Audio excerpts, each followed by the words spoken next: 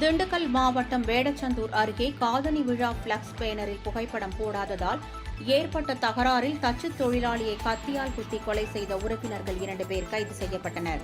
வேடச்சந்தூர் அருகே உள்ள நாகையக்கோட்டை பண்ணைப்பட்டியைச் சேர்ந்த மருதுபாண்டி, அவரது உறவினரான அதே ஊரைச் சேர்ந்த தனபால் ஆகிய இருவரும் தச்சுத் தொழில் செய்து வருகின்றனர். இந்நிலையில் கடந்த சில மாதங்களுக்கு முன்பு இவர்களின் உறவினர் வெள்ளைச்சாமி இல்ல காதணி விழாவிற்கு பிளக்ஸ் பேனர் அடித்துள்ளனர். அதில் தனபாலின் புகைப்படத்தை போடவில்லை. இதனால் அவர்களுக்குள் தகராறு ஏற்பட்டு கைகலப்பாக மாறியது. அன்று முதல் இருவருக்கும் முன் விரோதம் இருந்து வந்துள்ளது.